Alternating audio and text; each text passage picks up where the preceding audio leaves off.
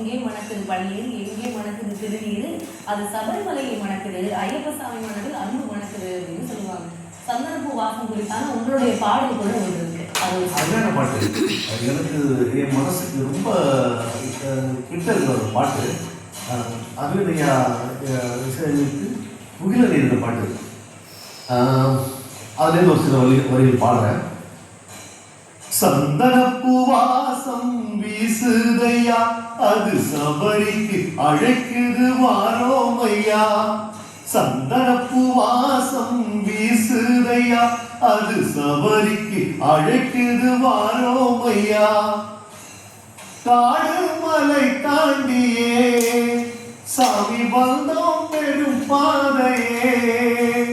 காடு மலை தாண்டியே சாமி வந்தோம் பெரும் பாதையே. மாலைட்டோ எதுக்கு மணிகண்டா உனக்கு பக்தி கொண்டு நடந்து வரோம் ஐயா. பள்ளி கட்ட சுமந்து வரோம். சுவாமியே சரணம் சுவாமியே சரணம் சரணம் சரணம் ஐயப்பா. சுவாமியே சரணம் சுவாமியே சரணம் சரணம் சரணம் ஐயப்பா. சந்தனப்பூ வாசம் வீசுகையா, அது சபரிக்கு அழைக்குது வாரோமையா. சந்தனப்பூ வாசம் வீசுகையா, அது சபரிக்கு அழைக்குது வாரோமையா. ரொம்ப அற்புதமா பாடிட்டீங்க. திருமதி சுமதிஸ்ரீ அவர்களிடமும் நம்ம தொடர்ந்து பேசலாம். ஐயப்பன் ஒரு குழந்தையாக எப்படி பந்தள மன்னரிடம் கிடைத்தார், அதுக்கு பின் இருக்கக்கூடிய ஐதீகம் என்ன, ஐயப்பன் அவதாரம் என்ன, எப்படி அவர் அரணாக காட்சியளிக்கிறார் என்பதாக பல்வேறு விஷயங்களை நீங்க விளக்கியிருக்கீங்க திருமதி சுமதிஸ்ரீ. அந்த வகையில தமிழ் இலக்கியங்கள்ல ஐயப்பன் குறித்தான நிறைய தகவல்கள், அதுவும் நம்பிக்கை அடிப்படையில் நிறைய விஷயங்கள் இருக்கு. தமிழ் இலக்கியங்கள்ல ஐயப்பன் எப்படி கையாளப்பட்டிருக்கிறார்? நிச்சயமா தமிழ் இலக்கியங்கள்ல ஐயப்பன் சாத்தன் என்றுதான் சொல்லப்படுகிறார். நம்முடைய அப்பர் சுவாமிகள் திருப்பயிற்றூருக்கு வருகிறார். வருகிற போது அவர் பாடுகிறார், சிவபெருமானை பற்றி பாடுகிற போது சொல்கிறார், பார்த்தனுக்கு அருளும் வைத்தார், பாப்பரை ஆட வைத்தார், சாத்தனை மகனாக வைத்தார், சாமுண்டி சாமவேலும் கூத்தோடும் பாட வைத்தார், கோளரா மதியம் நல்ல தீர்த்தமும் சடையில் வைத்தார், திருப்பயிற்றூரன் அறை.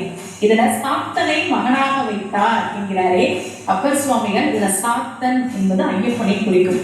நம்முடைய தேவாரத்திலே வரக்கூடிய வரி. நான் ஏற்கனவே சொன்னது போல நம்முடைய கந்த புராணத்தில் ஐயப்பனுடைய வரலாறு என்பது ஒரு மிகப்பெரிய படலமாக மகா சாஸ்தா படலம் என்றே எழுதப்பட்டிருக்கிறது. ஐயப்பன் எப்படி வருவாரு அப்படின்றத ரொம்ப அழகா நம்முடைய கந்த புராணம் சொல்லுது. காருரல் வெய்ய கலிச்சிடை ஆகி பாரிட நின்னிலர் பாம்பூரனல்ல, பூரணை புஷ்கலை பூம்பூரமேவ வாரணம் ஊர்பவன் முன்னுற வந்தார். யான மேல வந்தார் ஐயப்பன். பூரணை புஷ்கலை சமேதமாக வந்தார். இப்படி ஐயப்பனை பற்றி தொல்காப்பியத்திலும் சிலப்பதிகாரத்திலும் நம்முடைய தமிழ் இலக்கியங்கள் எங்கெல்லாம் சாத்தன் என்று வருகிறதோ அது எல்லாமே ஐயப்பனை பற்றிய வரிகள் தான். ரொம்ப அழகா நம்முடைய ஐயப்ப பக்தர்கள் அங்கே குவிந்திருக்கக்கூடிய காட்சியை பார்க்கிற போது மகிழ்ச்சியாக இருக்கிறது. எல்லாத்திலிருந்து நீதான் என்னை காப்பாற்றணும் என்று இந்திராணி சொன்னாலே, பையரா அமளியானும் பரப்பொருள் முதலும் நல்கும் ஐயனே ஓலம், விண்ணோர் ஆதியே ஓலம், சென்றார் கையனே ஓலம், எங்கள் கடவுளே ஓலம், மெய்யர் மெய்யனே ஓலம், தொல்சீர் வீரனே ஓலம். எங்களுக்கு எல்லாமே நீதான். இந்த ஓலம் என்பது நாங்கள் கஷ்டப்படுறோம் காப்பாற்று என்பதற்கான அந்த வார்த்தை தான் இந்த ஓலம் என்பது. நாங்கள் துன்பத்தில் இருக்கிறோம், எங்களை காப்பாற்று என்று இந்திராணி அலறியதை ரொம்ப அழகா கட்சியப்பர் எழுதியிருக்கிறார். இப்படி நம்முடைய தமிழ் இலக்கியங்களிலும் நம்ம தொடர்ந்து பார்க்கிற போது எங்கெல்லாம் சாத்தன் என்று வருகிறதோ அதெல்லாமே சாஸ்தாவையும், எங்கெல்லாம் மாசாத்தன் என்று வருகிறதோ அதெல்லாம் மகா சாஸ்தாவாகிய ஐயப்பனை. அதெல்லாம் மகா சாஸ்தா அப்படின்னா மிக பெரியவர். ரொம்ப அழகா இளங்கோவடிகள் சொல்றாரு, பிறவாயாக்கை பெரியோர். பெரியவன், பிறப்பே கிடையாது, பிறவாயாக்கை பெரியோர். அது போலதான் மகா சாஸ்தா என்பது. இந்த சாத்தன் என்கிற பெயரில் நம்முடைய ஐயப்பனை பற்றிய பல செய்திகள் தமிழ் இலக்கியம் முழுவதுமே நிறைய நம்ம பார்க்க முடியும். நம்ம இந்த மாதிரி சபரிமலையில நடை திறக்கப்படுவது, மகர ஜோதி தரிசனத்திற்காக பக்தர்கள் குழு இருப்பது, இந்த காட்சிகளை பார்க்கிறோம். அங்க நடைபெறக்கூடிய பூஜை மிகவும் சிறப்பு வாய்ந்தது. மேல் சாந்திகள் தான் பூஜை செய்வார்களா? அதற்கு பின் ஏதேனும் நம்பிக்கை இருக்கிறதா? நிச்சயமா ஐயப்பனுடைய கோவிலில் நடைபெறக்கூடிய பூஜை முறைகளை மேல் சாந்தி என்பவர் தான் செய்வார். இந்த மேல் சாந்தி என்பவர் வருடத்திற்கு ஒரு முறை நியமிக்கப்படுவார். இந்த மேல் சாந்தியா இருக்க விரும்புபவர்கள் விண்ணப்பம் கொடுத்தால் குடவோலை முறைப்படிதான் அவர்களை தேர்ந்தெடுப்பார்கள். 2 குடத்துல பேர் எழுதி போட்டிருப்பாங்க. 5 சீட்டு போட்டிருப்பாங்க. அதுல 3 சீட்டுல யாரு பேர் வருதோ அவர்கள் மேல் சாந்தியாக ஒரு வருடம் அவங்களுக்கு தகவல் தெரிவிப்பாங்க. அவர்கள் முறையான விரதம் இருந்து சபரிமலைக்கு வருகிற போது முன்னாள் மேல் சாந்திகள் இருப்பாங்க. அதுக்கு முந்தின வருஷம் மேல் சாந்திகளாக இருந்தவர்கள் அவர்களை வரவேற்று அந்த 18 படிகள்ல வரவேற்று கூட்டிட்டு போவாங்க. தந்திரிகள் இருப்பாங்க அந்த கோவில்ல. யாரெல்லாம் மேல் சாந்தியாக, அதாவது மாளிகைப்புறத்து அம்மனுக்கும் இதுதான் முறை. சபரிமலை ஐயப்பனுக்கும் சரி, மாளிகைப்புறத்து அம்மன் கோவிலுக்கும் சரி, மேல் சாந்தி தான் எல்லா பூஜைகளையும் செய்வார். குடவோலை முறைப்படிதான் அவர்களை தேர்ந்தெடுப்பார்கள்.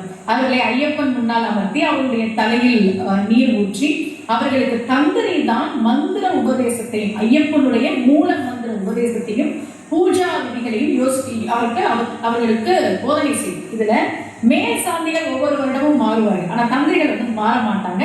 அவர்கள் அதே பரம்பரையில் வரக்கூடியவர்கள் தான் அந்த பூஜா விதிமுறைகள் எல்லாம் மேல் சாந்திக்கு சொல்லி, மேல் சாந்தி என்பவர் அவருக்கு தான் எல்லா உரிமையும் உண்டு. அவர் தேர்ந்தெடுக்கப்படுகிற விதம் என்பது குடவோலை முறைப்படி அவருடைய பதவிக்காலம் என்பது 1 ஆண்டு காலம்.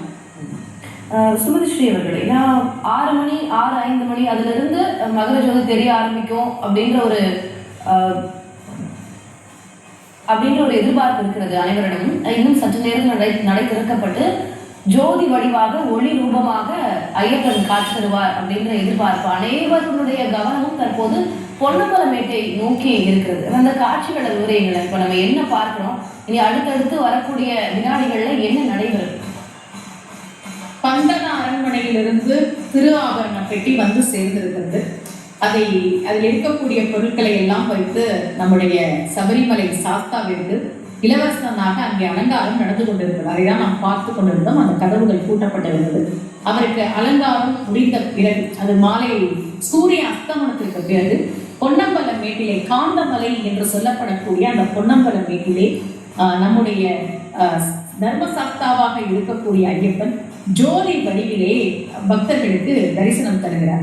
அதை பார்ப்பதற்காக தான் அங்கே எத்தனையோ ஐயப்ப பக்தர்கள் காத்துக் கொண்டிருக்கிறார்கள்.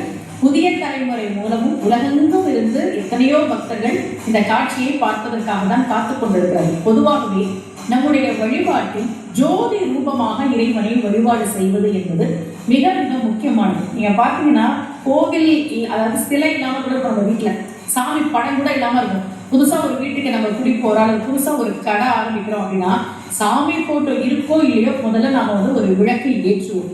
தெய்வ படம் இல்லாவிட்டாலும் ஜோதியாக இறைவனை வழிபாடு செய்யக்கூடிய வழக்கம் என்பது நம்முடைய வழிபாட்டிலே மிக மிக மிக முக்கியமான ஒரு வழிபாடாக இருக்கிறது. இல்லக விளக்கது இருள் கெடுப்பது, சொல்லக விளக்கது ஜோதி உள்ளது, பல்லக விளக்கது பலரும் காண்பது. இப்ப நீங்க கேட்டீங்களே, எல்லாரும் ஒரு மெய்சிலிர்ப்போட காத்துட்டு இருக்கிறாங்க மகர ஜோதியை தரிசனம் பண்றதுக்கு அப்படின்னு. பலரும் காண்பதற்காகத்தான் அந்த ஜோதி ரூபத்தில் ஐயப்பன் பொன்னம்பலமேட்டிலே தரிசனம் தர இருக்கிறார். நம்முடைய வழிபாட்டில் தெய்வங்களை நாம் ஜோதியாகவே பார்ப்போம். ரொம்ப அழகா நம்முடைய அப்பர் சுவாமிகள் பாடுற மாவழி சக்கரவர்த்தின்னு சொல்றோமே, அந்த மாவழி சக்கரவர்த்திக்கு இந்த வேதாரண்யத்தில் ஒரு விளக்கை ஏற்றியதற்காக நம்முடைய சிவபெருமான் வந்து மாவழி சக்கரவர்த்தியாக பிறக்க வைத்து 3 லோகத்தையும் கொடுத்தார் என்று. அதுதான் தீபத்துடைய வழிபாடு. ஒரு தீபத்தை ஏற்றி வச்சுட்டு என்னுடைய இருள் விலகணும், இந்த கஷ்டமெல்லாம் போகணும், தெய்வத்தை ஒப்படைக்க முடியா? ஏன் இத்தனை பேர் அங்கே காத்துட்டு இருக்கிறாங்க? சபரிமலைக்கு போறதுன்றது எவ்வளவு கடினமான அந்த ஒரு பாதை. போகக்கூடிய பக்தர்கள் அடுத்த வருஷம் போகாம இருக்கிறாங்களா? இல்லை, ஒவ்வொரு வருடமும் போகிறார்கள். அந்த ஜோதி ரூபமாக ஐயப்பனை தரிசிக்கிற போது